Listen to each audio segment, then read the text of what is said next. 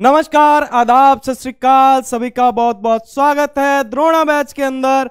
और मेरा नाम है तनुज बंसल और हमारा चैप्टर चल रहा है कैपेसिटर्स। कैपेसिटर्स को पढ़ते हुए 4 लेक्चर हमारे बीत चुके हैं और आज हमारा है इसका 5वां लेक्चर। 5वें लेक्चर के अंदर आज हम क्या डिस्कस करने वाले हैं देख लेते हैं भाई। तो आज के इस लेक्चर में हम करने वाले हैं इन चीजों को डिस्कस, ठीक है ना। इन चीजों को डिस्कस ध्यान से देखिएगा कि भाई series parallel combination of dielectrics, dielectric strength of capacitors, और बात करेंगे स्फेरिकल और सिलेंड्रिकल कैपेसिटर्स के बारे में। चलो शुरू करते हैं टाइम ना वेस्ट करते हुए। सबसे पहले डाइलेक्ट्रिक्स को सीरीज कॉम्बिनेशन में लगाना सीखेंगे। डाइलेक्ट्रिक्स के बारे में आप सबको पता है कि डाइलेक्ट्रिक्स क्या करते हैं। जब किसी भी कैपेसिटर में डाइलेक्ट्रिक को लगाया जाता है तो उसका डाइलेक्ट्रिक कांस्टेंट जो भी होता है वो कैपेसिटेंस में मल्टीप्लाई हो जाता है। ये बात आपको पता है। सीरीज कॉम्बिनेशन से पहले जिन लोगों को ये बात नहीं पता उनके लिए मैं बता दूं कि भैया अगर मैं किसी कैपेसिटेंस में डाइलेक्ट्रिक लगा देता हूं तो डाइलेक्ट्रिक लगाने से पहले उसके कैपेसिटेंस को A epsilon naught by D बोलेंगे और लगाने के बाद उसको K A epsilon naught by D बोलेंगे, यानी कि उसका कैपेसिटेंस के टाइम्स हो जाएगा, ठीक है ना। तो ये कैपेसिटेंस के टाइम्स हो जाता है जब ये पूरे में डाइलेक्ट्रिक लगाया जाता है। अब पूरे में डाइलेक्ट्रिक नहीं लगाएंगे या एक से ज्यादा डाइलेक्ट्रिक लगाएंगे सीरीज कॉम्बिनेशन के अंदर। आइए देखते हैं सीरीज कॉम्बिनेशन के अंदर भाई मेरे। सीरीज कॉम्बिनेशन है, सीरीज कॉम्बिनेशन में क्या है, ये बैटरी मतलब ये कैपेसिटर है, ये उसकी तारें हैं, ये उसकी तारें हैं, तारें, ठीक है ना, तारें तारें। तो मैंने इसको 2 हिस्सों में कर दिया है डिवाइड। मैंने इसको कर दिया है 2 हिस्सों में डिवाइड और ये बन गए हैं 2 हिस्से। 2 अलग अलग डाइलेक्ट्रिक लगा दिए हैं, 2 अलग अलग डाइलेक्ट्रिक लगा दिए हैं। ये है हमारे पास D1 और ये है हमारे पास D2, ठीक है ना। इसका डाइलेक्ट्रिक कांस्टेंट है K1 और इसका है K2, ठीक है। नहीं, मुझे इसका इक्विवेलेंट कैपेसिटेंस निकालना है। क्या निकालना है? इक्विवेलेंट कैपेसिटेंस निकालना है। अगर मुझे इसका इक्विवेलेंट कैपेसिटेंस निकालना है तो मैं क्या करूंगा?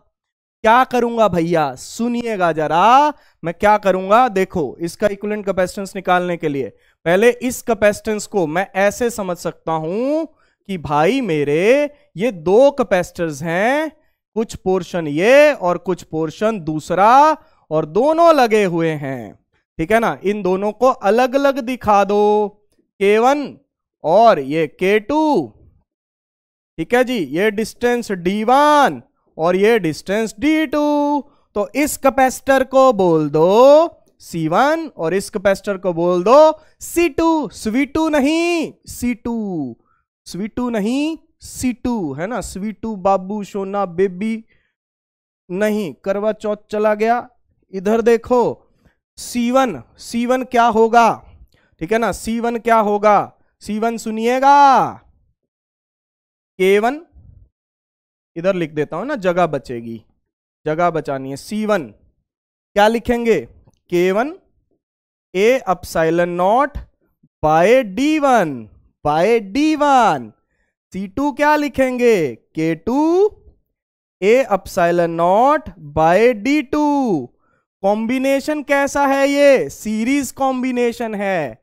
क्या है, एक के बाद एक कैपेसिटर लगे हुए हैं तो कौन सा कॉम्बिनेशन है, सीरीज है रे बाबा, ये तो सीरीज है, सीरीज कॉम्बिनेशन है। सीरीज कॉम्बिनेशन में कैपेसिटेंस होता है 1/C1 plus 1/C2 is equals to 1/C। 1/C1 plus 1/C2 is equals to 1/C होता है। तो 1/C1 1/C2 दिख रहा है, 1/C1 1/C2 दिख रहा है, is equals to 1/C।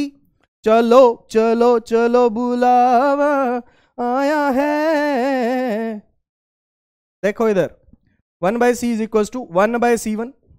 1/C1 करो, K1 A epsilon naught by D1, ठीक है ना। K1 A epsilon naught by D1 K2 A epsilon naught by D2 ठीक है ना। K1 समझ गए जी इस बात को। इसको ऊपर लिख लो, इसको ऊपर लिख लो, D1 D2 को ऊपर ले जाओ। D1 by K1 A epsilon naught, D2 by K2 A epsilon naught. ध्यान से देखो भाई, D1 को ऊपर ले जाओ, D1 बाय K1 ऐसे लिख लिया, और D2 को ऊपर ले जाओ, D2 by K2 A epsilon naught. A epsilon naught दोनों में क्या है, कॉमन है। मैंने ऐसा इसीलिए लिखा है ताकि मैं कॉमन ले पाऊं, समझे। तो 1 by C is equals to A epsilon naught, दोनों में कॉमन है, तो D1 by K1 plus D2 by K2, D1 by K1 D2 by K2, तो C बनेगा ए एप्सिलॉन नॉट, उल्टा कर दो, D1 by K1 plus D2 by K2, D1 by K1 plus D2 by K2, ठीक है ना। D1 by K1 plus D2 by K2, ये बन गया A epsilon naught D1 by K1 plus D2 by K2। पिछली class में partial dielectric लगाया था, उसमें भी कुछ ऐसा ही दिखाई दिया था। अब सीरीज कॉम्बिनेशन में भी मैंने आपको यही दिखाया है। दिखा बच्चा, दिखा। अरे अब मान लो, अरे भैया इधर मान लो भैया, अरे भैया देखो इधर भैया इधर देखो, अगर 3 हो गए, अगर भैया 3 हो गए तो D1 D2 और D3, ठीक है ना। Dielectric constant K1 K2 K3, तो इक्विवेलेंट कैपेसिटेंस क्या बनेगा, A epsilon naught D1 by K1 D2 by K2 D3 by K3, D1 by K1 D2 by K2 D3 by K3, खत्म। याद कर लो, इसको याद कर लो, टीबी स्पेशल याद कर लो, याद करना है। 3 के लिए, 4 के लिए A epsilon naught by D1 by K1 D2 by K2 D3 by K3 D4 by K4 D5 by K5 D6 by K6, खत्म हो जाएगा भैया, खत्म हो जाएगा, है ना। सीधा सीधा लिख दोगे, खत्म। क्या हो जाएगा, खत्म हो जाएगा भाई, खत्म, खलास हो जाएगा, खलास हो जाएगा वो। चलो इधर देखो, अब मान लो कुछ ऐसा सवाल आ जाए, कुछ ऐसा सवाल आ जाए, अगला एक बार, हाँ देखो, कुछ ऐसा सवाल आ जाए कि मान लो ये कैपेसिटर दे रखा है, D डिस्टेंस है, एरिया A है, अगर वैक्यूम है, इफ वैक्यूम, तो कैपेसिटेंस जो है वो C0 है, ठीक है ना। अब कैपेसिटेंस जो है वो C0 है। नाउ अब क्या किया, now in D/2 portion K1 is inserted, D/2 portion में K1 इंसर्ट कर दिया, एंड अदर D/2 में K2 इंसर्ट कर दिया, अदर D/2 में K2 इंसर्ट कर दिया। तो find new capacitance, new capacitance कितना होगा भाई, न्यू कैपेसिटेंस कितना होगा, ठीक है ना। नया कैपेसिटेंस कितना होगा रे बाबा, बहुत आसान है, बहुत आसान है। इस D के 2 हिस्से हुए हैं, इस D के 2 हिस्से हुए हैं, ठीक है ना। इस D के 2 हिस्से हुए हैं भाई, D/2 D/2, ठीक, D/2 D/2, ठीक, D/2 D/2, एक में K1 है और एक में K2 है। तो कैपेसिटेंस क्या बनेगा, ए एप्सिलॉन नॉट, यही लगाना है, ठीक है ना। D1 by K1 D2 by K2, D1 कितना, D/2 K1, और ये भी D/2 K2, समझ गए जी। अरे समझे कि नहीं समझे भाई मेरे? समझ गए सर, समझ गए। ठीक है ना, ये चीज तो समझ में आनी चाहिए ना, ये तो सिंपल चीज है, ये तो सिंपल चीज है, इसमें कोई मैथमेटिक्स नहीं है। ठीक है ना, सिंपल मैथमेटिक्स है, मतलब मैथमेटिक्स तो है लेकिन सिंपल है, सिंपल। तो ए एप्सिलॉन नॉट d/2 कॉमन ले लिया और ये बन गया 1/k1 प्लस 1/k2। ठीक है ना, मैं प्रॉपर स्टेप वाइज करूंगा ताकि आपको कोई कंफ्यूजन ना हो, ताकि आपको कोई कंफ्यूजन ना हो। ठीक है, तो ये 2 ऊपर चला जाएगा बेटा, 2 ऊपर चला जाएगा, 2a epsilon naught by D, 2a epsilon naught 2 ऊपर चला गया, 2a epsilon naught by D 1/k1 1/k2 1/k1 1/k2। LCM ले लो बेटा, एलसीएम ले लो, 2a epsilon naught by D k1 k2, और एलसीएम लेके इधर आ जाएगा k2 plus k1, k2 plus k1, k2 plus k1 कह दो या k1 प्लस k2 कह दो, बात तो एक ही है। तो कैपेसिटेंस बन गया 2k1 k2 upon k1 plus k2 a epsilon naught by D. ध्यान देना जरा, 2k1 k2, 2k1 k2 ऊपर चला गया upon k1 plus k2 a epsilon naught by D तो है ही, और a epsilon naught by D को क्या बोल रखा है, कहां गया, सी नॉट।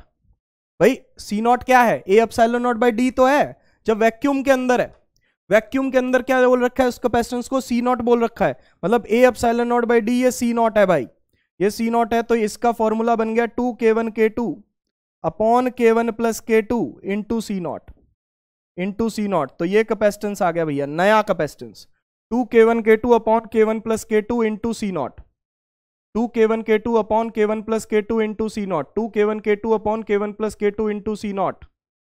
बात समझ में आई, बात समझ में आई, बोलो मेरे भाई, बात समझ में आई, बोलो मेरे भाई। क्लियर है, एब्सोल्युटली क्लियर, एब्सोल्युटली क्लियर, कोई डाउट की कोई गुंजाइश बचती नहीं है, वैसे डाउट की कोई गुंजाइश नहीं बचती भाई, वेरी वेरी क्लियर होना चाहिए आपको ये चीज, बहुत बहुत बहुत बहुत बहुत ज्यादा क्लियर होनी चाहिए, कोई डाउट की गुंजाइश नहीं। चलो सवाल पे आओ। Two dielectric slabs of constant K1 and K2 have filled between the plates of a capacitor as shown below, occupying half of the space. What will be the capacitance of the capacitor? कह रहे कि आधी आधी space occupy कर रहे हैं, अभी जो क्वेश्चन करवाया वही है, अभी जो क्वेश्चन करवाया वही है, आधी आधी स्पेस ऑक्यूपाई कर रहे हैं, आधी आधी स्पेस ऑक्यूपाई कर रहे हैं, आधे में K1 आधे में K2 दे रखा है। तो बताओ इक्विवेलेंट कैपेसिटेंस क्या होगा, अरे अभी निकाला, अभी निकाला, बोलो क्या है, 2k1 k2 upon k1 plus k2 into a epsilon naught by D. देखो कौन सा ऑप्शन है, देखो कौन सा ऑप्शन है, ये दिख रहा है मेरे को, तो 2 ऊपर होना चाहिए, 2 नीचे नहीं है, इसमें 2 ऊपर है लेकिन ऊपर k1 प्लस k2 है, ये नहीं हो सकता। ठीक है ना, ये k1 प्लस k2 ही है, ये भी नहीं हो सकता, यही बच रहा है 2k1 k2 upon k1 plus k2 a epsilon naught by D. समझे, खत्म हो गया, खत्म हो गया। अब मेरी बात सुनो एक बात, equivalent dielectric constant, equivalent dielectric constant,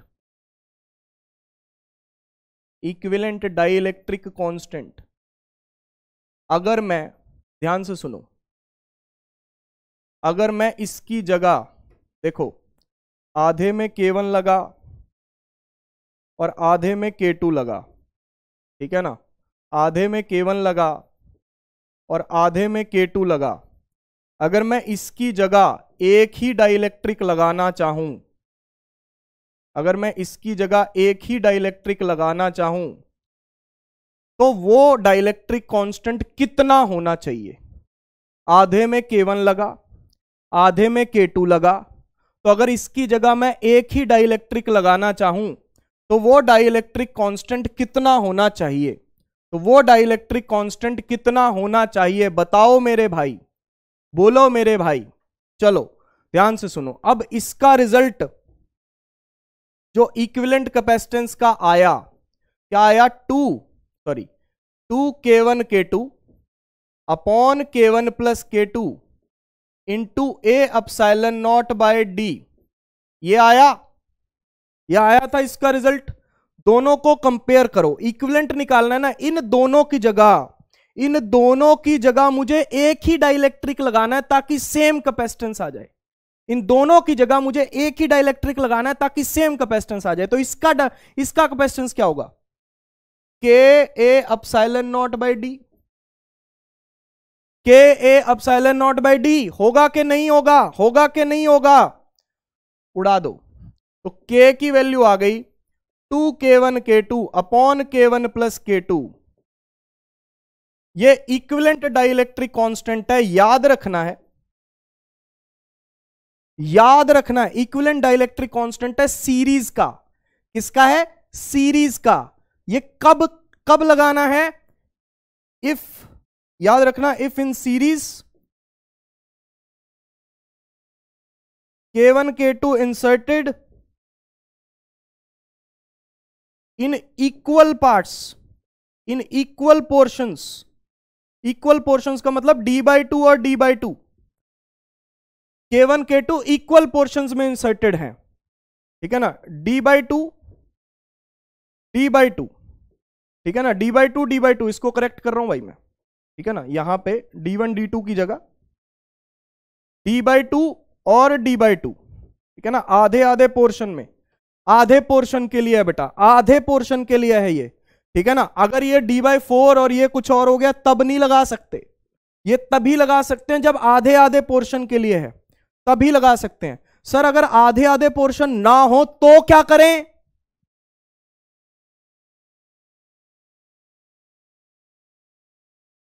फिर ये है ना, ये तो बेसिक है ही, ये तो बेसिक है ही, ठीक है ना। अगर आधे आधे पोर्शन ना हो तो फिर तो ये करना ही है, फिर तो ये करना ही है। आधे आधे के लिए इक्विवेलेंट डाइलेक्ट्रिक कांस्टेंट याद रखेंगे। चलो आओ फिर, इन द गिवन अरेंजमेंट, ये गिवन अरेंजमेंट है भाई, ये गिवन अरेंजमेंट है। के 2k d/2 होमवर्क है। इक्विवेलेंट कैपेसिटेंस निकालना है, ठीक है ना। इक्विवेलेंट कैपेसिटेंस निकालना होमवर्क है। ये k है, ये 2k है, k 2k d/2 ठीक, याद रखना। अगली बार आंसर डिस्कस करेंगे इसका। चलिए जी आगे बढ़ते हैं फिर। हाँ जी इधर आ जाइए। Parallel plate capacitor with air between the plates has a dielectric, has a capacitance of 9 picofarad. 9 pf मतलब 9 पिकोफैरेड, पिकोफैरेड मतलब 10 की power -12। The separation between the plates is d। The space between the plates is now filled with 2 dielectrics. One of the dielectrics has a constant K1 is equals to 3 and thickness d/3, while the other has a dielectric constant K2 is equals to 6 and thickness 2d/3. The capacitance of the capacitor is now, पता नहीं क्या इतनी बड़ी वो लाइनें लिख रखी हैं, ये भगवान मैं तो हो गया पागल। सुनो सुनो, पागल होने वाली बात नहीं है, नहीं है, पागल होने वाली बात नहीं है।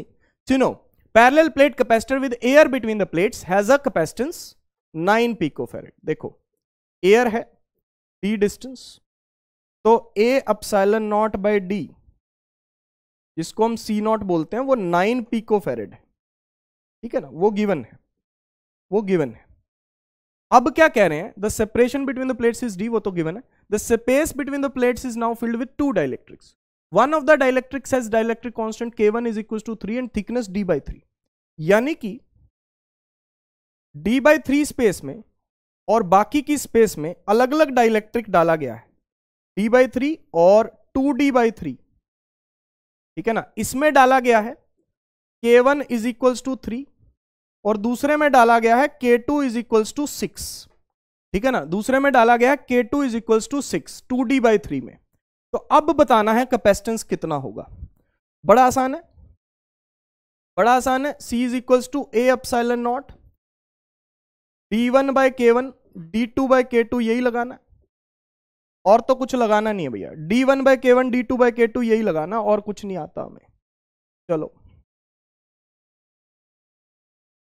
d1 d/3 और k1 3, d/3 और k1 भी 3, ठीक है ना।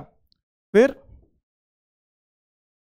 d बाय 2d/3, 2d/3 और k2 है 6, 2d/3 और k2 है कितना 6। समझ में आ रही है बात, ठीक है ना। ये बात समझ में आ रही है भाई, क्लियर कट समझ में आनी चाहिए भैया।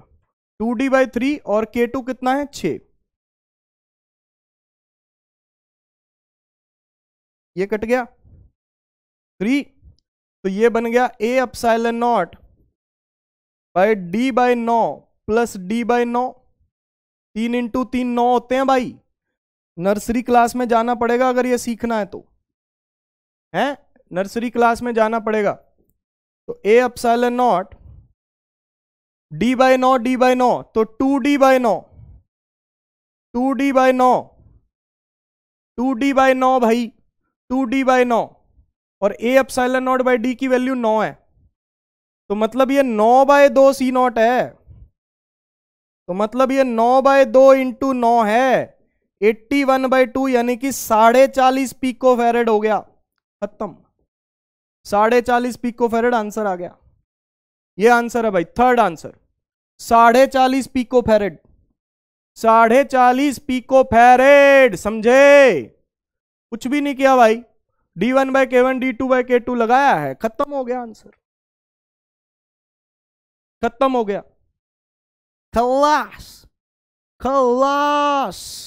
चलो बहुत अच्छे, समझ में आ गया होगा। सीरीज कॉम्बिनेशन तो आ गया होगा भाई, अच्छे से पल्ले पड़ गया होगा भाई, इससे अच्छे से मैं नहीं समझा सकता।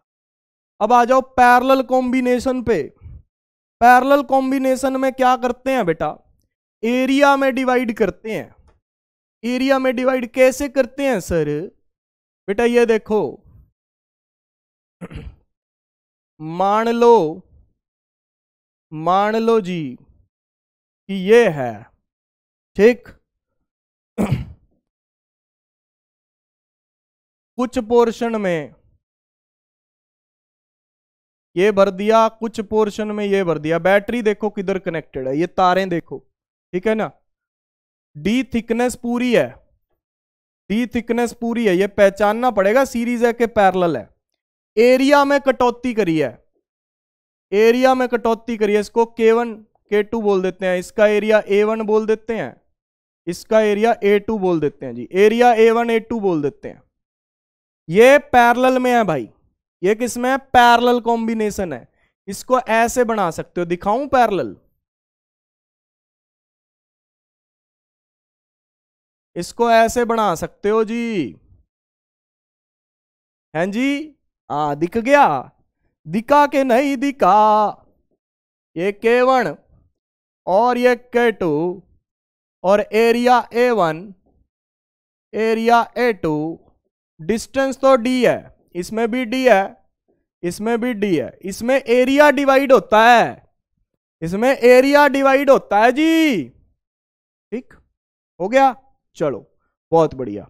अब ये दोनों दिखाई दे रहे होंगे आपको, ठीक है ना, ये दोनों आपको दिखाई दे रहे होंगे k1 k2, k1 k2 area a1 a2। तो कैपेसिटेंस क्या लिखना है, C1 का लिखो जी, k1 a1 epsilon naught by D, ठीक है ना। C2 k2 a2 epsilon naught by D, ठीक है जी। इक्विवेलेंट कैपेसिटेंस क्या होगा, C1 plus C2, C1 plus C2, दोनों को ऐड कर दो जी, ठीक है जी, दोनों को ऐड कर दो।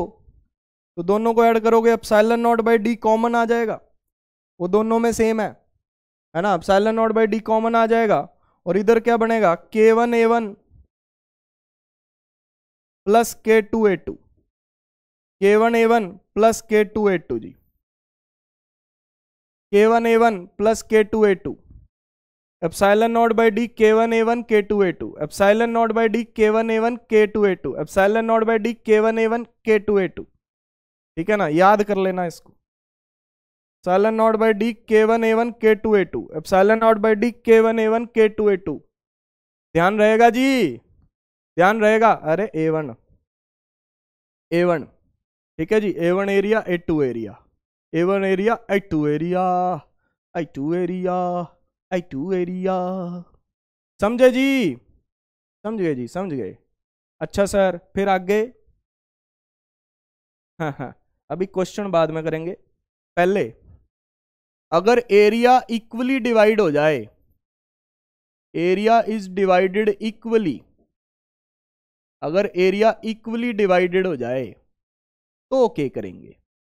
भाई देखो, ये कैपेसिटर है, ठीक, इसका area A, distance D, capacitance होगा A epsilon naught by D, इसको बोलो सी नॉट, ठीक। अब मैं क्या करूं हूं, अब मैं आधे एरिया में बनाता हूं इधर फिगर, नीचे बन रही है तो मैं इधर फिगर बनाता हूं, ठीक है ना। आधे एरिया में, आधे एरिया में मैं K1 डालू हूं और आधे एरिया में मैं K2 डालू हूं। आधे एरिया में मतलब A/2 एरिया में मैं K1 डालू हूं और A/2 एरिया में मैं K2 डालू हूं, आधे आधे में डिवाइड करूं हूं। तो A एप्सिलॉन नॉट, देखो कैपेसिटेंस है epsilon naught by D, K1 A1 K2 A2, ठीक है ना। Epsilon naught by D K1 A1 K2 A2, लगाओ A1 A2 दोनों की वैल्यू A/2 है, दोनों की वैल्यू A/2 है, A/2 A/2, A/2 बाहर आ गया जी, A/2 बाहर आ गया जी, तो A/2 बाहर आ गया, A/2 बाहर आ गया है, दिख रहा है, हाँ दिख रहा है। A epsilon naught by 2D K1 plus K2, देखो जरा A और 2 भी बाहर आ गया, A epsilon naught by 2D और वहां पे K1 प्लस K2 हो गया, ठीक है ना, K1 प्लस K2 हो गया। अब इसको ऐसे लिख लो, A epsilon naught by D और यहां पे K1 प्लस K2 बाय 2 हो गया। और इसको हमने क्या बोला था, C नॉट, इसको हमने क्या बोला था, C नॉट, ठीक है ना। तो ये बन गया K1 plus K2 by 2 into C naught, into C naught, into C naught बन गया भाई। अगर इसका इक्विवेलेंट डाइलेक्ट्रिक कांस्टेंट निकालना है, देखो जैसे इसका निकाला था 2K1 K2 upon K1 plus K2 A epsilon naught by D, K की वैल्यू आ गई थी ये, ठीक है ना। अब देखो यहां पे क्या आ रहा है, अगर आधे आधे एरिया में डिवाइड हो गया तो K1 plus K2 by 2 A epsilon not by D, तो ये इक्विवेलेंट कांस्टेंट ही तो है, ये इक्विवेलेंट डाइलेक्ट्रिक कांस्टेंट ही तो है। तो K is equal to K1 plus K2 by 2, ये पैरेलल कॉम्बिनेशन का है।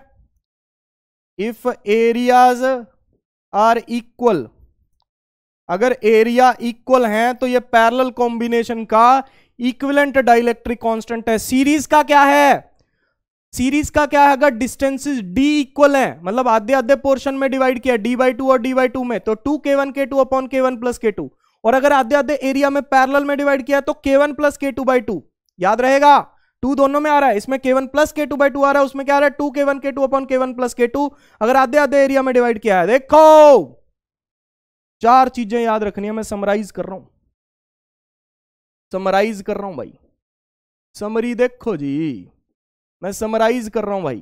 देखो सीरीज कॉम्बिनेशन के लिए A epsilon naught upon D1 by K1 plus D2 by K2 होगा, ठीक है जी। और इक्विवेलेंट डाइलेक्ट्रिक कांस्टेंट अगर आधे आधे में डिवाइड किया है तो 2K1 K2 upon K1 plus K2 होगा, ठीक है जी, ये दिखाया था, ये रहा, ठीक। और पैरेलल कॉम्बिनेशन का रिजल्ट क्या आएगा, पैरेलल कॉम्बिनेशन का रिजल्ट क्या आएगा, epsilon naught by D K1 A1 plus K2 A2, इसमें एरिया डिवाइड हुआ है, ठीक है ना, इसमें एरिया डिवाइड हुआ है। और इक्विवेलेंट डाइलेक्ट्रिक कांस्टेंट अगर एरिया इक्वली डिवाइड हुआ है तो ये आएगा, तो ये आएगा भाई, याद रहेगा। तो ये दोनों रिजल्ट आपको याद रखने हैं, ये दोनों रिजल्ट आपको याद रखने हैं भाई, ठीक है ना, तभी बात बनेगी, तभी बात बनेगी भाई। बात करने से ही तो बात बनेगी भाई, बात करोगे नहीं तो बात बनेगी कैसे? हैं जी? हाँ जी सर। यह याद करने डायरेक्ट पूछे जा सकते हैं, मैं नहीं बताऊंगा तब। आओ फिर, parallel plate capacitor with air as medium between the plates has a capacitance of 10 microfarad. The area of capacitor is divided into two equal halves, ठीक है ना, and filled with two media as shown in the figure. Dielectric constant K1 is equals to 2 and K2 is equals to 4. The capacitance of the system will now be, अंग्रेजी now will be नहीं होना चाहिए, अंग्रेजी मेरी ऐसी है यार, will now be ठीक है, ये भी ठीक है मेरी अंग्रेजी। तो A/2 area, A/2 area and जी ये डिस्टेंस तो दोनों का सेम है। क्या लगाओगे जी? देखो अगर बिल्कुल एयर है अंदर तो C0 दे रखा है 10 microfarad, A epsilon naught by D को इन्होंने बोल रखा है 10 माइक्रोफैरेड, ठीक है जी। अब इसके अंदर दो भर दिए, ये दो भर दिए, अब कैपेसिटेंस के हो गया, अभी तो बताया था, बस इसकी जगह K1 प्लस K2/2 कर दो, बाकी तो A epsilon naught by D है ही। बस लगाओ, K1 कितना, 2, ये 4, 2 + 4/2 और ये C0 है तो 3 C0 हो गया जी। C0 कितना है 10, तो ये 30 हो गया जी, खत्म। कुछ नहीं किया मैंने, कुछ नहीं किया, बिना पेन उठाए आप कर सकते हो। K1 + K2/2, 2 + 4/2 3, यानी 3 गुना हो जाएगा, खत्म खत्म। यही तो करना है, और क्या करना भाई, खत्म हो गया क्वेश्चन, खत्म हो गया। आगे बढ़ो, होमवर्क, होमवर्क एक पैरेलल कॉम्बिनेशन।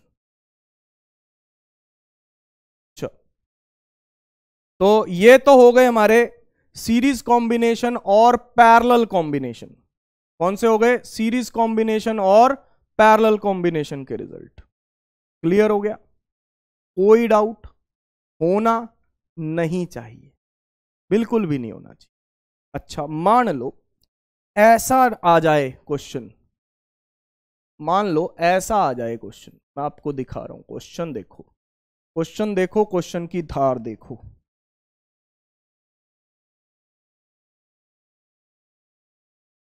ये तारें लगी हुई हैं, टर्मिनल ये रहे जिधर बैटरी कनेक्ट की गई होगी, ठीक है ना। अच्छा इधर वाले एरिया में हमने K1 इंसर्ट किया, इधर K2 किया, इधर K3 किया, 3 डाइलेक्ट्रिक लगा दिए एक में ही, एक में ही 3 डाइलेक्ट्रिक लगा दिए भाई, 3 डाइलेक्ट्रिक लगा दिए, समझ पा रहे हो? K1 K2 K3, K1 K2 K3। अगर ऐसा क्वेश्चन आ जाए तो क्या करोगे भाई? ये डिस्टेंस D है, ये D/2, ये D/2, ठीक है ना, और ये एरिया भी आधा आधा ऐसे डिवाइडेड है। अगर ऐसी फिगर बनी आ जाए तो क्या करेंगे भाया? क्या करेंगे भाया? बोलो मेरे भाया, क्या करेंगे भाया? क्या करेंगे भाया? अरे भाया सुनो मेरी बात, जो यहां पे करेंगे वो सुनो पहले, ठीक है ना। यहां पे हम क्या करने वाले हैं, कॉम्बिनेशंस में डिवाइड करेंगे इसको। ये देखो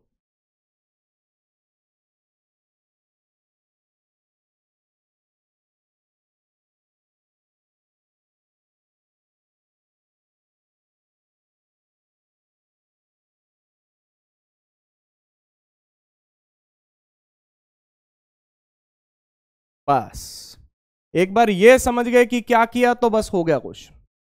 देखो मैंने क्या किया है, यहां पे देखो ये है K1, इधर वाला पोर्शन ये है K1, ठीक है ना, डिस्टेंस D है, एरिया आधा है इसका, एरिया आधा है, a/2 है, a/2 एरिया है, ठीक है ना, a/2 एरिया है। अब इसके लिए कोई शॉर्टकट लगाना मुश्किल है, इसके लिए शॉर्टकट लगाना मुश्किल है भाई, ठीक है ना। मतलब क्यों? क्योंकि ये ना तो सीरीज है ना पैरेलल है, सीरीज और पैरेलल का कॉम्बिनेशन है, तो इसके लिए हम कोई शॉर्टकट याद नहीं कर सकते। पहली बात मैं ये बता रहा हूं आपको, कोई शॉर्टकट याद नहीं कर सकते आप, ठीक है ना। और ये दोनों सीरीज में है, K2 K3, और ये देखना ना भाई डिस्टेंस d/2 है, इसका भी डिस्टेंस d/2 है, और एरिया दोनों के आधे हैं। ये देखो a/2 a/2, इधर वाले का एरिया a/2 है, तो इस पूरे का एरिया a/2 हो गया, इन दोनों के भी एरिया a/2 और a/2 है,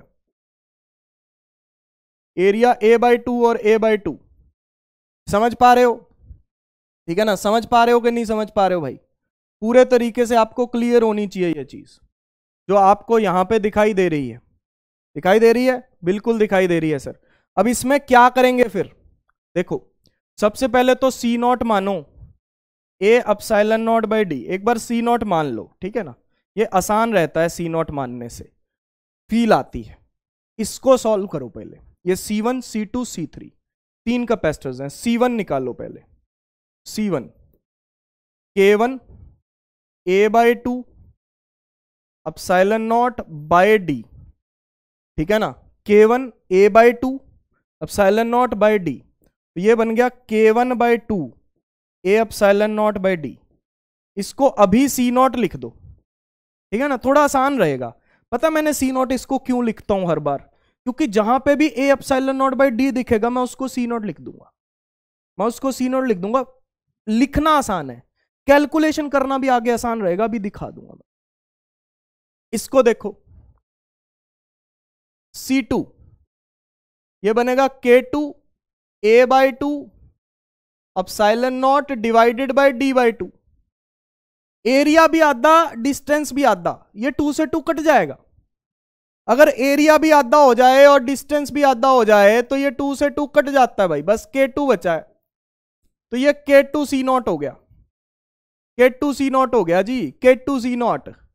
और C3 देखो क्या हो गया, C3 देखो क्या हो गया, एरिया आधा डिस्टेंस भी आधा, एरिया आधा डिस्टेंस भी आधा, एरिया आधा डिस्टेंस भी आधा, तो K3 C0। लिखने की जरूरत है क्या मुझे कि K3 C0 कैसे आया? 2 से 2 कटेगा, बस K2 की जगह K3 है। यह है K1/2 C0, ठीक है ना, और ये K2 K3 दोनों किस में हो गए? सीरीज में, ठीक है ना, K2 K3 किस में हो गए? सीरीज में हो गए। क्लियर है?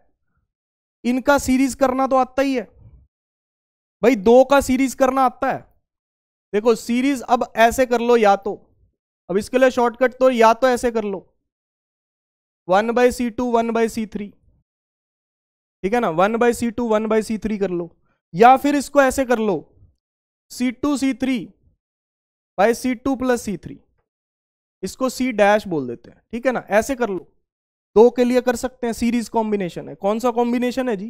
सीरीज कॉम्बिनेशन है। लिख लो, अब मैं करके ही दे देता हूं, K2 C0 into K3 C0। देखो C0 लिखने से कितना आसान हो गया,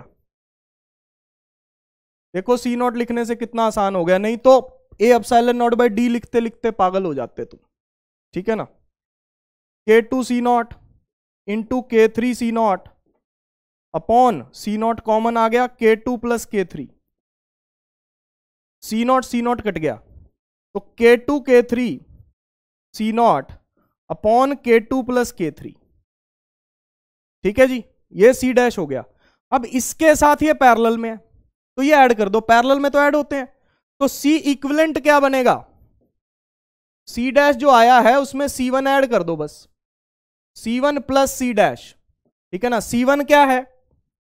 K1/2 C0, K1/2 C0 plus K2 K3 bye K2 + K3, K2 K3 bye K2 + K3, और यहां पे C0, यहां पे C0, ठीक है जी। तो बस कॉमन ले लो C0 को, K1/2 plus K2 K3 bye K2 + K3, और सी नॉट की वैल्यू पुट करनी है एंड में तो कर दो, नहीं पुट करनी मत करो।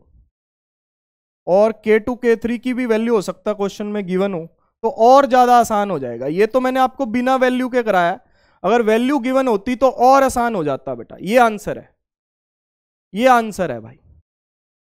ठीक है जी, तो सीरीज पैरेलल, उसके रिजल्ट याद कर लिए। सीरीज पैरेलल का मिक्सचर आ गया, आया हुआ है क्वेश्चन इस टाइप का, आया हुआ है। ठीक है ना, नॉट एग्जैक्टली दिस, मैं ऐसा नहीं कह रहा कि ये आया, लेकिन इस टाइप का क्वेश्चन आया हुआ है भाई, आया हुआ है। तो ये ध्यान में होना चाहिए, सीरीज का शॉर्टकट, पैरेलल का शॉर्टकट। ठीक है ना, सीरीज का पैरेलल का, ठीक है ना, ये सीरीज का ये पैरेलल का कॉम्बिनेशन पे आ गया, कॉम्बिनेशन पे आ गया तो ये करना पड़ेगा भैया। कॉम्बिनेशन पे आ गया तो ये करना पड़ेगा, करना पड़ेगा, करना पड़ेगा। समझ में आई बात? पूरे तरीके से क्लियर होना चाहिए भैया, पूरे तरीके से क्लियर होना चाहिए। ये पूरा समझ में आ जाना चाहिए भाई, आपको पूरा समझ में आ जाना चाहिए, रत्ती भर भी डाउट नहीं होना चाहिए इसमें, रत्ती भर भी। तो आगे बढ़ते हैं भाई। अगला टॉपिक क्या है? अगला टॉपिक है हमारा dielectric strength of the capacitors. अब डाइलेक्ट्रिक किस तरीके से इंसर्ट करते हैं, सीरीज में, कॉम्बिनेशन में, पैरेलल में, कॉम्बिनेशन में। अब हम बात करेंगे कि भाई ये डाइलेक्ट्रिक जो डाले हैं इनकी स्ट्रेंथ क्या है। स्ट्रेंथ सुनो, the maximum electric field that capacitor can bear without ionising या leaking the charges is called its dielectric strength. बहुत सारे लोगों के मन में सवाल आता है कि सर क्या हम कैपेसिटर को जितना मर्जी चार्ज करते रहें, क्या हम जितना मर्जी चार्ज करते रहें, लिमिट क्या है चार्ज करने की, कितना कर सकते हैं चार्ज? भाई जितना हम चार्ज करते रहेंगे उसको, इधर प्लस है इधर माइनस है, उतनी इलेक्ट्रिक फील्ड डेवलप होती रहेगी, उतनी इलेक्ट्रिक फील्ड डेवलप होती रहेगी भैया। ये पोटेंशियल डिफरेंस हमने लगाया, ठीक है ना, V लगाया और डिस्टेंस D है, तो इलेक्ट्रिक फील्ड कैपेसिटर के अंदर होती है V by D, V by D, ठीक है ना, V बाई डी होती है। तो ये कितनी लगा सकते हैं हम, कितनी मैक्सिमम हो सकती है, ये इसकी डाइलेक्ट्रिक स्ट्रेंथ है, जितनी मैक्सिमम लगा सकते हैं। अगर इससे ज्यादा लगा दी तो ये चार्ज लीकेज शुरू हो जाएगी। सर चार्ज कैसे लीक होगा, जरा बता तो दो। सुनो, चार्ज लीकेज का फंडा बताता हूं आपको, चार्ज लीकेज का फंडा, आप ध्यान से सुनना मेरी बात। ये है कैपेसिटर, ठीक, एक तरफ कर दिया पॉजिटिव चार्ज, हालांकि अंदर होता है लेकिन जगह कम पड़ती है तो मैं बाहर दिखा रहा हूं, ठीक है। एक तरफ होता है नेगेटिव चार्ज, जगह कम पड़ती है इसलिए बाहर दिखा रहा हूं। इसकी वजह से मीडियम जो भी डाइलेक्ट्रिक होगा अंदर का, मान लो अंदर डाइलेक्ट्रिक दिखाया हुआ है, मैंने दिखाया नहीं है लेकिन मान लो कि अंदर डाइलेक्ट्रिक है, क्योंकि वो गंदी सी फिगर हो जाएगी फिर डाइलेक्ट्रिक दिखाऊंगा तो कुछ लिखना पॉसिबल नहीं हो पाएगा, ठीक है ना, कुछ लिखना पॉसिबल नहीं हो पाएगा। तो इसलिए मैं यहां पे वैसे डाइलेक्ट्रिक शो कर देता हूं। इसमें चार्जेस इंड्यूस होंगे। अब इधर इलेक्ट्रिक फील्ड हुई, इधर इलेक्ट्रिक फील्ड लगी, इधर इलेक्ट्रिक फील्ड लगी, इलेक्ट्रिक फील्ड के लगने की वजह से इलेक्ट्रिक फील्ड अंदर, अब डाइलेक्ट्रिक के अंदर क्या होंगे, चार्जेस इंड्यूस होंगे। भाई इलेक्ट्रिक फील्ड लगाने से पहले डाइलेक्ट्रिक्स के अंदर पॉजिटिव और नेगेटिव चार्ज का सेंटर एक ही होता है, ठीक है ना, नहीं पता तो याद कर लो, पिछली क्लास में बताया था, जिन लोगों को नहीं पता याद कर लो।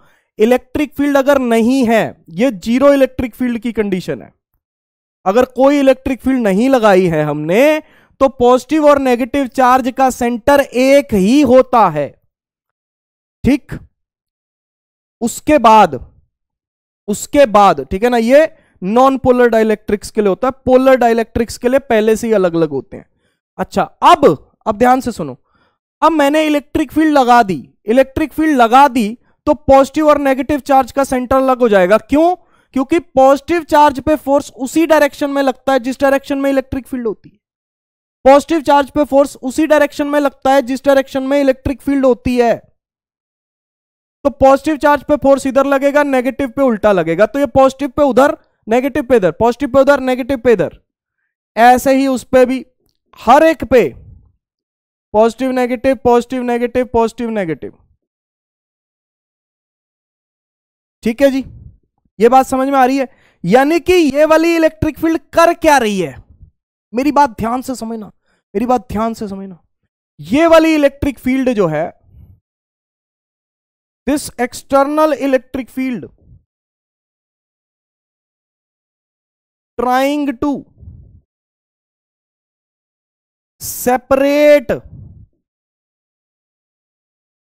Positive and negative charges of dielectric,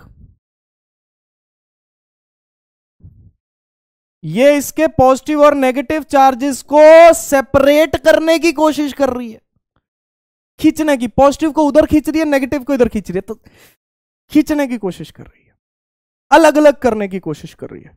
मैं इलेक्ट्रिक फील्ड बढ़ा रहा हूं, मैं इलेक्ट्रिक फील्ड बढ़ा रहा हूं, मैं इलेक्ट्रिक फील्ड बढ़ा रहा हूं, एक टाइम ऐसा आएगा बढ़ाते बढ़ाते बढ़ाते बढ़ाते कि ये खिंचते खिंचते बेचारे चार्जेस थक जाएंगे, ये कह रहे खींच लो, टूट जाएंगे, फ्री हो जाएंगे। ये डाइलेक्ट्रिक के अंदर चार्जेस फ्री हो जाएंगे, एक टाइम ऐसा आएगा। भैया ये इलेक्ट्रिक फील्ड क्या कर रही है, इन चार्जेस को अलग अलग करने की कोशिश कर रही है।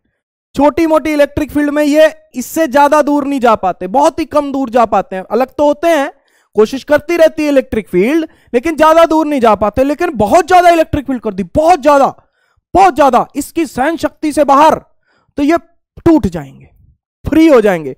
Positive free, negative free, positive उधर, नेगेटिव इधर, फ्री हो जाएंगे। यानी कि ये डाइलेक्ट्रिक क्या बन जाएगा, कंडक्टर बन जाएगा।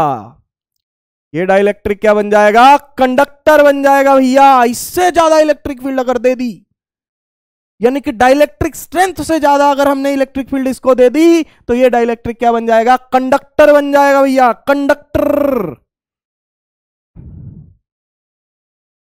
Eight one value of electric field the charges will become free, will become free। तो उसमें यानी कि फ्री मतलब आयोनाइज हो जाएंगे, आयोनाइज मतलब अलग अलग हो जाएंगे, ठीक है ना। फ्री यानी कि आयोनाइज हो जाएंगे। And material becomes conductor, material क्या बन जाएगा, कंडक्टर बन जाएगा, कंडक्टिंग, कंडक्टिंग मटेरियल बन जाएगा। कैसा मटेरियल, कंडक्टिंग, कैसा मटेरियल, कंडक्टिंग मटेरियल बन जाएगा भैया। अरे ये wire wire wire, cables wires don't catch fire and don't catch me. अच्छा जी, एक टाइम आएगा जब ये मटेरियल क्या बन जाएगा, कंडक्टिंग बन जाएगा, कंडक्टिंग बन जाएगा, चार्जेस हो जाएंगे सेपरेट, सेपरेट सेपरेट सेपरेट। ठीक है जी। तो इसमें सर चार्ज लीकेज क्यों कह रहे हो आप, लीक कैसे होगा चार्ज, समझा रहा हूं। देखो हुआ क्या, और अच्छे से फिनोमेना समझो। इधर पॉजिटिव था, ये नेगेटिव था, ये negative positive negative positive negative positive, ज्यादा दिखाने की जरूरत नहीं है। ये लो, ये भी दिखाई दो यार, क्या बुरा किया इन्होंने। अब सुनो मेरी बात, ये अलग अलग हो गए, ठीक है ना, फ्री हो गए, तो नेगेटिव चार्जेस किस तरफ जाएंगे, फ्री होके नेगेटिव चार्जेस इस तरफ जाएंगे, क्योंकि इलेक्ट्रिक फील्ड इस तरफ लगी है। नेगेटिव चार्जेस इस तरफ जाएंगे, इस प्लेट की तरफ, और पॉजिटिव चार्जेस इस प्लेट की तरफ जाएंगे। समझ रहे हो। After becoming free, after becoming free, positive charges move towards negative plate, move towards negative plate, and negative charges move towards positive plate, negative charges move towards positive plate, मतलब उल्टा जाना शुरू हो जाएंगे। पॉजिटिव चार्जेस नेगेटिव प्लेट की तरफ, ठीक है ना, और नेगेटिव चार्जेस पॉजिटिव प्लेट की तरफ, पॉजिटिव चार्जेस नेगेटिव प्लेट की तरफ उल्टा जाना शुरू हो जाएंगे। भाई उल्टे की तरफ ही तो अट्रैक्ट होंगे ना। तो धीरे धीरे जब ये नेगेटिव चार्जेस इधर जाएंगे और पॉजिटिव चार्जेस इधर जाएंगे तो इसको न्यूट्रलाइज करना शुरू कर देंगे। भाई पॉजिटिव है, पॉजिटिव पे नेगेटिव जुड़ता चला जाएगा तो ये न्यूट्रलाइज हो जाएगा चार्ज, और नेगेटिव पे पॉजिटिव जुड़ता जाएगा तो ये भी चार्ज न्यूट्रलाइज हो जाएगा। तो धीरे धीरे कैपेसिटर का पूरा चार्ज जो है वो न्यूट्रलाइज होना शुरू हो जाएगा, कैपेसिटर पे चार्ज खत्म हो जाएगा। These free charges neutralize the charges on capacitor। ये कैपेसिटर पे चार्जेस को न्यूट्रलाइज करेंगे, कैपेसिटर पे चार्जेस को क्या करेंगे, न्यूट्रलाइज कर देंगे भैया, न्यूट्रलाइज कर देंगे, ठीक है ना। इसी को बोलते हैं चार्ज लीकेज, इसी को बोलते हैं चार्ज लीकेज। इससे ज्यादा कैपेसिटर को अगर चार्ज कर दोगे तो उसका डाइलेक्ट्रिक ब्रेकडाउन हो जाएगा, ठीक है ना। This is called dielectric breakdown, this is called dielectric breakdown, यानी कि चार्जेस की सहन शक्ति खत्म हो चुकी है, उनका ब्रेकडाउन हो चुका है। वो कह रहे हमें खींच लो जितना खींचना है, जितना खींचना है उतना खींच लो। This is called dielectric breakdown, this is called dielectric breakdown. मैं आपको दोबारा पूरा फिनोमेना एक्सप्लेन कर देता हूं भाई, पूरा फिनोमेना आपको दोबारा एक्सप्लेन कर देता हूं। मैंने क्या कहा सुन लो। मैंने ये कहा कि भैया कैपेसिटर की लिमिट होती है चार्ज होने की, जितना ज्यादा चार्ज दोगे उतनी ज्यादा इलेक्ट्रिक फील्ड अंदर डेवलप होगी। मैक्सिमम इलेक्ट्रिक फील्ड वो जितनी बियर कर सकते हैं without becoming conductor, without becoming ionizing, without leaking the charge, उस इलेक्ट्रिक फील्ड को बोलते हैं डाइलेक्ट्रिक स्ट्रेंथ। उस इलेक्ट्रिक फील्ड की वैल्यू को बोलते हैं डाइलेक्ट्रिक स्ट्रेंथ, ठीक है ना। मैक्सिमम इलेक्ट्रिक फील्ड जितनी उस पर लगा सकते हैं उसको बोलते हैं डाइलेक्ट्रिक स्ट्रेंथ, है ना। मैक्सिमम इलेक्ट्रिक फील्ड जितनी हम लगा सकते हैं उसको बोलते हैं डाइलेक्ट्रिक स्ट्रेंथ। अगर इससे ज्यादा लगाएंगे तो ब्रेकडाउन हो जाएगा। ब्रेकडाउन कैसे होगा, ये इलेक्ट्रिक फील्ड पॉजिटिव और नेगेटिव चार्जेस को अलग अलग करने की कोशिश करती है। जब इस इलेक्ट्रिक फील्ड से पार हो जाएगा तो ये चार्जेस कहेंगे कि भैया खींच लो, हम तो पड़े हैं यहाँ पे, हमें खींच लो। ये कहेगा इधर खींच लो हमें, एक कहेगा इधर खींच लो हमें। पॉजिटिव चार्ज इधर खींच लाएगा, नेगेटिव चार्ज इधर खींच लिया जाएगा, ठीक है ना। वो कहेंगे खींच लो, पहले तो रोकने की कोशिश करेंगे, मत खींचो मत खींचो मत खींचो, फिर टूट जाएंगे।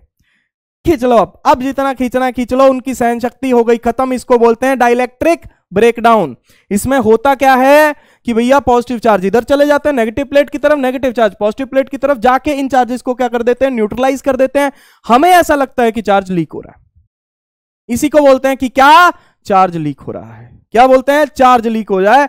इससे ज्यादा कैपेसिटर की चार्ज सहने की क्षमता नहीं है। जितनी वो मैक्सिमम इलेक्ट्रिक फील्ड सहन कर सकते हैं उसको बोलते हैं dielectric strength of the capacitor, और अगर इससे ज्यादा इलेक्ट्रिक फील्ड दे दें हम तो उसको बोलते हैं डाइलेक्ट्रिक ब्रेकडाउन। इसका यूज होता है कि आसमान से बिजली क्यों गिरती है, इसका कारण भी यही है। अब मैं आपको समझाऊंगा एक कंसेप्ट इसी के ऊपर। ये टॉपिक मैंने क्यों पढ़ाया, क्योंकि मैं आपको ये पढ़ाना चाहता था। भगवान का कैपेसिटर, भगवान का कैपेसिटर पढ़ाऊंगा भाई। भगवान के द्वारा, कुदरत के द्वारा बनाया गया कैपेसिटर। आइए देखते हैं होता क्या है। ये हमारी धरती है, ग्राउंड, ठीक। आसमान में बादल हैं, बादल बादल छाए हुए हैं, ठीक। अब यहां पे देखो, तो अब देखिएगा यहां पे कि क्या है, ठीक है ना। इस चीज को समझने की कोशिश कीजिएगा। ये यहां पे बादल हैं, ठीक है जी। ये ग्राउंड है, ये ग्राउंड है यहां पे। अब बादलों के अंदर क्या होते हैं, वाटर मॉलिक्यूल्स होते हैं। जब बादल चलते हैं, जब बादल चलते हैं, जब बादल चलते हैं तो होता क्या है, उनके वाटर मॉलिक्यूल्स में कोलिजन होता है। भाई ये वाटर मॉलिक्यूल्स है, बादलों के अंदर क्या है, वाटर मॉलिक्यूल्स है। जब ये बादल मूव करते हैं, एक जगह से दूसरी जगह जाते हैं, तो इनके मॉलिक्यूल्स में क्या होता है, कोलिजन होता है। कोलिजन की वजह से इनमें चार्ज ट्रांसफर होता है ड्यू टू रबिंग, क्योंकि चलते चलते एक दूसरे से ये रब करते हैं। रब करने की वजह से चार्ज का ट्रांसफर होता है। आपको यहां पे समझा रहा हूं, ड्यू टू रबिंग, मैं पूरा लिख भी रहा हूं, ठीक है ना। Due to rubbing electron transfer between water molecules के बीच में इलेक्ट्रॉन्स का ट्रांसफर होता है, जिसमें इलेक्ट्रॉन चले जाते हैं जिन मॉलिक्यूल्स में। भाई इलेक्ट्रॉन के पास कुछ मास होता है, हल्का ही होता है चाहे, लेकिन मास तो होता है बहुत भारी नंबर में, ठीक है ना। बहुत भारी नंबर में इलेक्ट्रॉन्स ट्रांसफर होते हैं।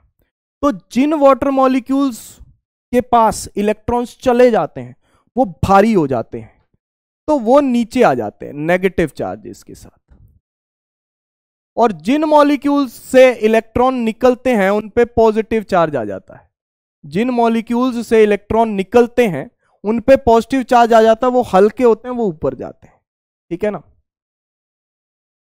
The molecules which gain electrons become heavy and move downward. वो हैवी हो जाते हैं और डाउनवर्ड मूव करते हैं, वो नीचे आ जाते हैं, ठीक है ना, वो नीचे आ जाते हैं। इनके नीचे आने की वजह से ग्राउंड में चार्जेस इंड्यूस हो जाते हैं। भाई ग्राउंड में ये नेगेटिव चार्ज है, तो ये ग्राउंड के पॉजिटिव चार्ज को अट्रैक्ट कर लेते हैं। तो ग्राउंड से पॉजिटिव चार्ज निकल आता है, या फिर ये कहो कि ग्राउंड के इलेक्ट्रॉन्स नीचे चले जाते हैं। भैया बादलों में कौन से इलेक्ट्रॉन्स, कौन से चार्जेस पास में है, पॉजिटिव तो दूर है, ऊपर है, वो तो नेगेटिव पास में है। तो ये ग्राउंड के इलेक्ट्रॉन्स को रिपेल करेंगे। भाई नेगेटिव चार्ज है, इलेक्ट्रॉन्स है ना, तो इलेक्ट्रॉन्स को क्या करेंगे, रिपेल करेंगे, ग्राउंड के इलेक्ट्रॉन्स को रिपेल करेंगे। तो ग्राउंड के इलेक्ट्रॉन्स नीचे चले जाएंगे, जिसकी वजह से ऊपर कौन सा चार्ज दिखेगा, पॉजिटिव चार्ज। तो ग्राउंड में चार्जेस इंड्यूस हो जाएंगे। Charge induced on the ground में चार्जेस इंड्यूस हो जाएंगे भैया, ग्राउंड में चार्जेस इंड्यूस हो जाएंगे। और जैसे ही ग्राउंड में चार्जेस इंड्यूस हो गए तो पॉजिटिव, अब देखो भैया यहां पे नेगेटिव है, ठीक है ना, और यहां पे पॉजिटिव है, तो इलेक्ट्रिक फील्ड डेवलप हो जाएगी। क्या डेवलप हो जाएगी, इलेक्ट्रिक फील्ड डेवलप हो जाएगी भैया, इलेक्ट्रिक फील्ड डेवलप हो जाएगी। मान लो हवा में एक इलेक्ट्रॉन है, ठीक है ना, हवा में एक इलेक्ट्रॉन है, इलेक्ट्रॉन नेगेटिव चार्ज है, तो उस पर फोर्स उल्टा लगेगा, इलेक्ट्रिक फील्ड का उल्टा फोर्स लगेगा बेटा।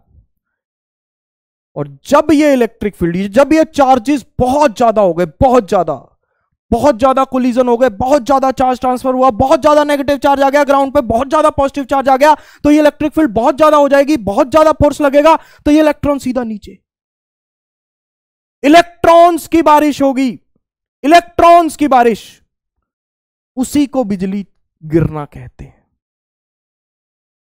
ध्यान देना, मौसम खराब है, बादल आसमान में छाए हुए हैं, बादलों के बीच बहुत कोलिजन हुए, जिसकी वजह से बहुत ज्यादा नेगेटिव चार्ज नीचे आ गया, ठीक है जी। अर्थ में बहुत ज्यादा चार्ज इंड्यूस हो गया, पॉजिटिव चार्ज, बहुत ज्यादा कोलिजन हुआ, बहुत ज्यादा नेगेटिव चार्ज, अर्थ पे बहुत ज्यादा positive charge, electric field develop हो गई। इलेक्ट्रिक फील्ड के उल्टा इलेक्ट्रॉन्स पे फोर्स लगेगा भाई, बिल्कुल लगेगा, माइनस ई इंटू ई, ऑपोजिट डायरेक्शन में, जिस तरफ इलेक्ट्रिक फील्ड होगी उसके ऑपोजिट डायरेक्शन में, ठीक है जी, minus charge into electric field. अब जब ये बहुत ज्यादा कोलिजन्स हो जाएंगे, बहुत ज्यादा खराब मौसम है, तो कोलिजन्स ज्यादा होंगे, ज्यादा नेगेटिव चार्ज, यहां पे ज्यादा पॉजिटिव चार्ज, मतलब ज्यादा इलेक्ट्रिक फील्ड, ज्यादा इलेक्ट्रिक फील्ड मतलब ज्यादा फोर्स। तो ये जो एयर है ना, इसका डाइलेक्ट्रिक ब्रेकडाउन हो जाएगा। ये जो एयर है ना इसके अंदर की, एयर का डाइलेक्ट्रिक ब्रेकडाउन हो जाएगा। एयर कंडक्टिंग बन जाएगी। एयर क्या बन जाएगी? कंडक्टिंग बन जाएगी। बिकम्स कंडक्टिंग, एयर कंडक्टिंग बन जाएगी, तो इलेक्ट्रॉन चलने लगेगा इसके अंदर। वैसे बेटा एयर के अंदर इलेक्ट्रॉन्स नहीं चलते। अगर एयर के अंदर इलेक्ट्रॉन्स चलते होते तो मुझे अभी अभी खड़े खड़े करंट लग जाता। पास में मेरे स्विच है, वो चल रहा है, तो वहां से इलेक्ट्रॉन निकलते, मेरे को लगते, मैं खत्म। सर ऐसा मत बोलो, सर ऐसा मत बोलो, दिल पे लगती है, मेरे भी दिल पे लगती है भैया। एयर नॉन कंडक्टिंग होती है जनरली, लेकिन जब बिजली गिरती है तो एयर कंडक्टिंग बन जाती है। सर कैसे बनती है? डाइलेक्ट्रिक ब्रेकडाउन होता है एयर का। जब ये भगवान का बनाया हुआ कैपेसिटर है, पॉजिटिव चार्ज और नेगेटिव चार्ज। ये क्या है? भगवान का कैपेसिटर। ये क्या है? भगवान का कैपेसिटर है भाई, भगवान का capacitor. Positive charge negative charge, positive charge negative charge, भगवान का कैपेसिटर है। ठीक है ना? भगवान का कैपेसिटर है, भगवान का capacitor. Positive negative, positive negative, positive negative, भगवान का कैपेसिटर है भाई। समझ में आई बात? इलेक्ट्रॉन है, इलेक्ट्रिक फील्ड ऊपर, फोर्स नीचे। बहुत ज्यादा खराब मौसम, बहुत ज्यादा नेगेटिव चार्ज, यहां पे बहुत ज्यादा पॉजिटिव चार्ज इंड्यूस हो गया, बहुत ज्यादा इलेक्ट्रिक फील्ड आ गई, ये एयर कंडक्टिंग बन गई, डाइलेक्ट्रिक ब्रेकडाउन हो गया, सारे इलेक्ट्रॉन्स नीचे, इलेक्ट्रॉन्स की बारिश। इसी को लाइटनिंग कहते हैं।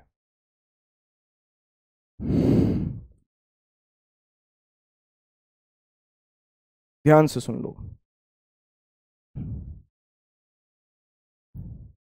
High electric field developed between ground and clouds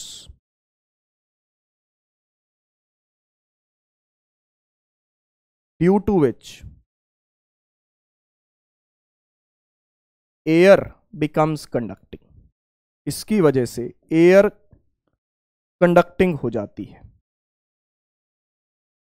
और इलेक्ट्रॉन्स नीचे गिरने लगते हैं।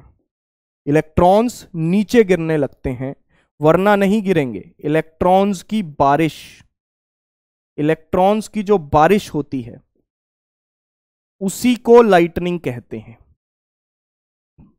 बिजली गिरना कहते हैं। इलेक्ट्रॉन्स आपके ऊपर आके गिरें, भगवान ना करे ऐसा हो, इसी को हम बिजली गिरना या लाइटनिंग चमकना कहते हैं। इसी को हम बिजली गिरना या लाइटनिंग चमकना कहते हैं। ठीक जी? समझे? समझे भैया? समझे कि नहीं समझे? समझे कि नहीं समझे भाई? क्लियर है? एब्सोल्युटली क्लियर होना चाहिए भाई, एब्सोल्युटली क्लियर होना चाहिए। भगवान का कैपेसिटर, भगवान का। आगे बढ़ते हैं। Spherical capacitors, spherical capacitors. Spherical capacitors क्या है? स्फेरिकल कैपेसिटर्स क्या होते हैं भाई? इसको समझो। स्फेरिकल कैपेसिटर्स वो होते हैं जिसमें स्फीयर को एज अ कैपेसिटर माना गया होता है, जिसमें स्फीयर को एज अ कैपेसिटर माना गया होता है। ये देखो, स्फीयर है, इसको चार्ज कर दिया, इसको चार्ज कर दिया, ठीक है ना? मान लो क्यू चार्ज दे दिया, मान लो इसको क्यू चार्ज दे दिया, ठीक है ना? इसको क्यू चार्ज दे दिया तो इसका पोटेंशियल क्या होगा? के क्यू बाई आर, के क्यू बाई आर। अब पोटेंशियल, कैपेसिटेंस क्या होता है? Q by voltage. कैपेसिटेंस क्या होता है? Q by voltage. तो वोल्टेज लिखो के क्यू बाय आर, क्यू से क्यू कट गया, कैपेसिटेंस क्या बना? आर बाय के, और के होता है 1/4πε0, तो ये 4πε0 पीछे आ जाएगा, ऊपर आ जाएगा, सॉरी। तो कैपेसिटेंस बनेगा 4πε0 आर, कैपेसिटेंस बनेगा 4πε0 आर, 4πε0 आर। ये कैपेसिटेंस की वैल्यू है भाई, ये कैपेसिटेंस की वैल्यू है 4 पाई एप्सिलॉन नॉट आर। ठीक है जी। स्फेरिकल कैपेसिटर, स्फीयर को एज अ कैपेसिटर अज्यूम किया है, स्फीयर को एज अ कैपेसिटर अज्यूम किया है। इसी में अगर दो कंसेंट्रिक स्फीयर हो जाएं, दो कंसेंट्रिक स्फीयर हो जाएं, दो कंसेंट्रिक स्फीयर हो जाएं, बस आपको फॉर्मूला याद करना है, डेरिवेशन में जाने की जरूरत नहीं है क्योंकि बोर्ड में तो है नहीं, दो कंसेंट्रिक स्फीयर्स वाला बोर्ड में नहीं है। ठीक है ना, बोर्ड्स में नहीं करवाते ये। अगर बोर्ड्स में आएगा भी तो ये पूछ सकते हैं ज्यादा से ज्यादा, बस इसमें कैपेसिटेंस निकालना होता है, इसका कैपेसिटेंस ये होता है। ठीक है ना, कैपेसिटर का जब पहला लेक्चर था तो उसके अंदर भी मैंने ये करवाया हुआ है। ठीक है ना, यहां पे मैंने दोबारा करवाया है, जो लोग अभी देख रहे हैं इस लेक्चर को, उसके अंदर मैंने ये करवाया हुआ है। के क्यू बाई आर लिख दिया, कैपेसिटेंस आ गया।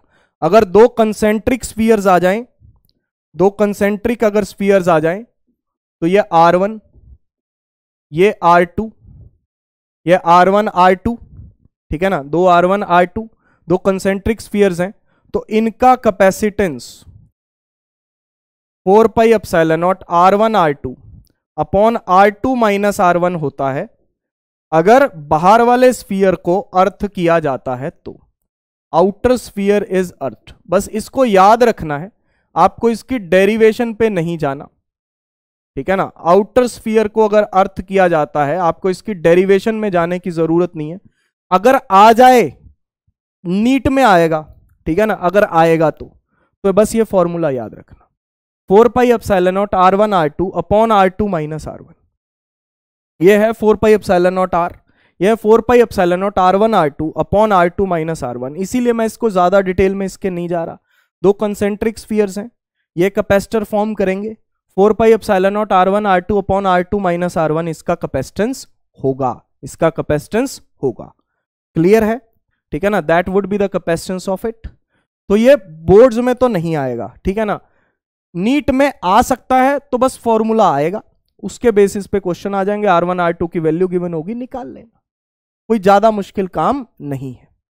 ठीक है जी, ज्यादा मुश्किल काम नहीं है। क्लियर? आउटर स्फीयर को अर्थ करने के बाद ये आता है, ध्यान रखना। ठीक, यही पूछा हुआ है, the capacitance of two concentric spherical shells of radius R1 and R2 greater than R1 is, यही है 4 pi epsilon not R1 R2 upon R2 minus R1। ये आंसर है, सीधा सीधा याद ही रखना है और कुछ नहीं करना। two concentric conducting spheres of radius r and 2r with outer sphere earned has the capacitance equals to। बेटा दो स्फीयर्स हैं, एक का रेडियस r दे रखा है और एक का रेडियस 2r दे रखा है, कह रहे हैं कैपेसिटेंस बताओ। तो बेटा फॉर्मूला है 4 pi epsilon not R1 R2 upon R2 minus R1 upon R2 minus R1, यही है। तो 4 pi epsilon not into R into 2R upon R, ये खत्म। तो 8 pi epsilon not R, 8 pi epsilon 4 pi epsilon not into 2R, तो 8 pi epsilon not R, खत्म, खत्म हो गया भैया, ये आंसर है।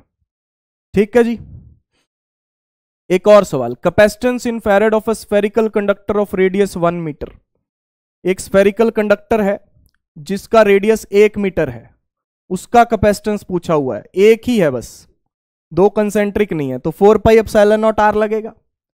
4 पाई एप्सिलॉन नॉट 1 बाय के होता है, तो ये R बाय के है ना, 1 बाय के होता है। ये मैंने क्यों लिखा, अब मैं के की वैल्यू सीधा लिखूंगा भाई, के की वैल्यू लिखना ज्यादा आसान है। एप्सिलॉन नॉट की वैल्यू आप क्या लिखोगे, 8.85 into 10 raise to power minus 12। बड़ी कैलकुलेशन दिक्कत वाली हो जाएगी, ठीक है ना, दिक्कत वाली हो जाएगी भैया। तो एक बात का ख्याल रखना कि के की वैल्यू लिखना ज्यादा आसान है। रेडियस कितना है 1 मीटर, तो 1 बाय के हो गया, तो के की वैल्यू कितनी है 9 इंटू 10 रेज टू पावर 9, ठीक है ना, 9 इंटू 10 रेज टू पावर 9, तो ये बनेगा 1 बाय 9 इंटू 10 की पावर माइनस 9। ठीक, तो इसको ऐसे लिख लो 10 बाय 9, 10 से मल्टीप्लाई कर दो और इसको लिख दो 10 की पावर माइनस 10, ये लिख सकते हो ना। अरे भाई सुनो, 10 से मल्टीप्लाई कर दो और 10 से ही डिवाइड कर दो, तो ये 10/9, ये 10 से डिवाइड किया 10 की पावर 1 है ना, ऊपर जाएगा तो माइनस में चली जाएगी ये, तो 10 की पावर -10 हो गया ये 10 की पावर -10 हो गया ये।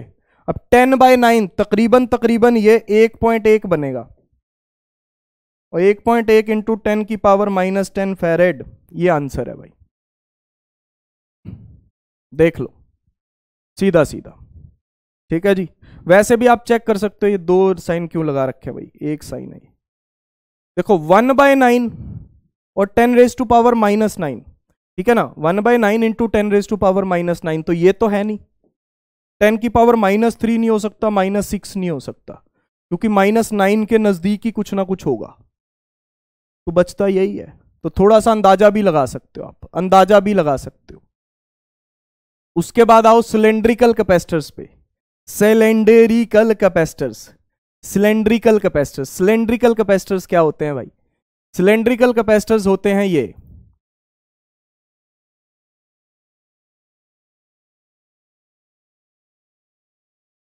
ये सिलेंड्रिकल कैपेसिटर्स हैं भाई, ये सिलेंड्रिकल कैपेसिटर्स हैं। These are the cylindrical capacitors, ठीक है। एक सिलेंडर अंदर, एक सिलेंडर बाहर, अंदर वाले सिलेंडर का रेडियस R1 और बाहर वाले सिलेंडर का रेडियस R2, बाहर वाले सिलेंडर का रेडियस R2, ठीक है जी। इसको अर्थिंग कर दी, इसको अर्थिंग कर दी, और इसकी लेंथ है L। ये सिलेंड्रिकल कैपेसिटर्स होते हैं। इनके कैपेसिटेंस का फॉर्मूला बोर्ड में नहीं है, ये बोर्ड में नहीं है, नीट में आ सकता है, नीट में आ सकता है, पॉसिबिलिटी कम है, पॉसिबिलिटी रेयर है, लेकिन करना मजबूरी है, करना मजबूरी है, ठीक है। पॉसिबिलिटी बहुत रेयर है, स्फेरिकल की भी रेयर है। तो 2πε0 L upon ln R2/R1, ln R2/R1, 2πε0 L upon ln R2/R1, 2πε0 L upon ln R2/R1, ये सिलेंड्रिकल कैपेसिटर का फॉर्मूला है, ठीक है ना। This is the formula for the cylindrical capacitor, याद होना चाहिए बेटा, ठीक, क्लियर है। चलो बहुत बढ़िया, that should be very very clear to you. आओ अब होमवर्क डिस्कस कर लेते हैं, पिछले लेक्चर का होमवर्क। चलिए जी, होमवर्क क्या है? The capacitance of a parallel plate capacitor with air as medium is 6 microfarad. With the introduction of dielectric medium, the capacitance becomes 30 microfarad. The permittivity of the medium is, देखो parallel plate capacitor का capacitance air को medium रखे, ध्यान से पढ़ लो question को, जो लोग पहली बार देख रहे हैं वो भी कर लो, ठीक है ना। जो लोग होमवर्क जिन्होंने कर लिया है वो भी अच्छी बात है, जो लोग पहली बार देख रहे हैं वो भी देख लो भैया। The capacitance of a parallel plate capacitor with air as medium is 6 microfarad. With the introduction of a dielectric medium the capacitance becomes 30। देखो भाई, जब एयर है तो कैपेसिटेंस को मानो C0, वो 6 माइक्रोफैरेड है। जब डाइलेक्ट्रिक डाल दिया तो C मान लो वो 30 माइक्रोफैरेड है। अब डाइलेक्ट्रिक डालने से कैपेसिटेंस K टाइम्स हो जाता है, K टाइम्स हो जाता है भाई, जब पूरे में डाइलेक्ट्रिक डाला जाता है। तो ये 30 है और C0 है 6, तो K की वैल्यू आ गई 30/6 यानी कि 5, यानी कि डाइलेक्ट्रिक कांस्टेंट 5 है। डाइलेक्ट्रिक कांस्टेंट तो 5 है, लेकिन डाइलेक्ट्रिक कांस्टेंट नहीं पूछा, ये मत टिक कर देना आंसर ना। डाइलेक्ट्रिक कांस्टेंट की तो कोई यूनिट ही नहीं होती। डाइलेक्ट्रिक कांस्टेंट होता क्या है? रिलेटिव परमिटिविटी होती है, ये रिलेटिव परमिटिविटी होती है, ये रेशो होता है permittivity upon epsilon not, permittivity of free space. हमसे परमिटिविटी पूछी है, परमिटिविटी एप्सिलॉन पूछा है, एप्सिलॉन आर नहीं पूछा, वो तो 5 है। हमसे एप्सिलॉन पूछा है, ये क्या होगा? Epsilon R into epsilon naught, या फिर के इंटू एप्सिलॉन नॉट, बस। तो ये 5 है, एप्सिलॉन नॉट की वैल्यू 8.85 इंटू 10 की पावर -12 स्टैंडर्ड यूनिट्स में। 8.85 इंटू 10 की पावर -12, उसको 5 से मल्टीप्लाई करो। जब इसको 5 से मल्टीप्लाई करते हैं, 8 इंटू 5, देखो अंदाजा लगाना सिखा रहा हूं मैं, 8 इंटू 5 क्या होता है? 40। 8 इंटू 5 क्या होता है? 40। यहां पे 44 दिख रहा है, 44 दिख रहा है, दिख रहा है ना। तो ये तो नहीं हो सकता ऑप्शन, क्योंकि इनको मल्टीप्लाई करेंगे तो 44 आएगा, मुझे पता चल गया, अब अंदाजा लग गया 44 बनेगा, क्योंकि 8 इंटू 5 40 होता है, तो ये 44 के करीबन बन जाएगा। ठीक है जी, 44 के करीब बन जाएगा ये। तो 44 इंटू 10 की पावर -12। अभी भी क्लियर नहीं हो रहा, तो इसको ऐसे लिखो, देखो ऐसे लिख सकते हो। यूनिट्स ऐसा ही यूनिट्स हैं, उसकी कोई घबराहट वाली बात नहीं है। Coulomb square, newton metre square, ठीक है ना, उसकी कोई टेंशन नहीं है। तो 44 इंटू 10 की पावर -2, तो ये 0.44 लिख सकते हो, इसको 0.44 लिख सकते हो कि नहीं लिख सकते हो? यही आंसर है। आप खुद सोच लो ना कि 10 की पावर माइनस, देखो ये तो एलिमिनेट हो गया था, ये पहले ही एलिमिनेट हो गया था, ये अभी एलिमिनेट कर दिया था जब मैंने कहा था कि ये 40 के करीब कुछ बनेगा। ठीक है ना, तो अब देखो 10 की पावर -23 तो हो ही नहीं सकती, कैसे बनेगी बताओ? तो यही बनना है, नजदीक आंसर यही है, खत्म। एलिमिनेट करने सीखा करो, ऑप्शन करते करते पता चल जाता है, इससे टाइम की बचत होती है। देखो K5 पता चल गया तो मुझे ये पता चल जाएगा ये नहीं है ना, क्योंकि K पूछा ही नहीं। उसके बाद जब मैं इसको मल्टीप्लाई करूंगा तो 44 वाला ऑप्शन आना चाहिए, तो इसका मतलब पता चल गया ये नहीं है। और 10 की पावर -23 भी नहीं है, तो अंदाजा तो जरूर लग गया। हालांकि कैलकुलेट देखो पूरा करना पड़ेगा आपको, लेकिन दिमाग खुला रखना चाहिए भैया, दिमाग खुला रखना चाहिए। अगले सवाल पे आओ। Parallel plate capacitor of capacitance C is connected to a cell of EMF volt V and then disconnected. Capacitor को बैटरी के साथ कनेक्ट किया है और उसके बाद डिस्कनेक्ट कर दिया। Dielectric slab of dielectric constant K which can just fill the air gap of the capacitor. Just fill मतलब पूरा फिल कर रही है, जस्ट मतलब पूरा फिल कर रही है। छोटे K से लिखा है इन्होंने, हम बड़े K से भी लिखते हैं, छोटे K से भी लिख सकते हैं। वैसे छोटे K से नहीं, नॉर्मली बड़े K से लिखते हैं, लेकिन छोटे से भी लिख दें कोई दिक्कत नहीं है क्वेश्चन के हिसाब से। Is now inserted which of the following options is incorrect. भैया जब बैटरी डिस्कनेक्ट हो जाए, मैंने आपको बोला था जब बैटरी डिस्कनेक्ट हो जाए तो चार्ज कंजर्व रहता है, क्योंकि ना तो अब चार्ज कहीं से आ सकता ना कहीं जा सकता, ना तो कहीं से भाई बैटरी डिस्कनेक्ट कर दी, अब डाइलेक्ट्रिक डाला है आपने, बैटरी डिस्कनेक्ट कर दी, अब डाइलेक्ट्रिक डाला है, तो जो इस पे चार्ज है Q माइनस Q वो वही रहेगा ना, ना तो कहीं से आ रहा ना कहीं जा रहा। बैटरी है नहीं, बैटरी होती तो और चार्ज दे देती, अब है नहीं बैटरी, चार्ज कंजर्व है। हमसे इनकरेक्ट पूछा है, बताऊं यही ऑप्शन है, ध्यान से देख लो। इन्होंने कहा चार्ज कंजर्व नहीं है, मैं कह रहा हूं चार्ज कंजर्व होता है। यही आंसर है। बाकी ऑप्शन भी चेक करवा दो sir. Potential difference between the plates decreases K times, ये सही है। पोटेंशियल डिफरेंस देखो, कैपेसिटेंस क्या हो जाता है, मैं कैपेसिटेंस K टाइम्स हो जाता है जब डाइलेक्ट्रिक डाला जाता है, C0 से K C0 हो गया। चार्ज मैं Q0 मान लेता हूं, तो Q0 का Q0 ही रहेगा, ठीक है ना। पोटेंशियल डिफरेंस जो होता है, अब पोटेंशियल डिफरेंस क्या होता है भाई, Q is equal to CV होता है, Q0 is equal to C0 into V0, तो पोटेंशियल डिफरेंस हो गया Q0 बाय C0। ये पहले का है, ऐसे बोल सकते हैं ना पोटेंशियल डिफरेंस को, Q0 बाय C0 बोल सकते हैं।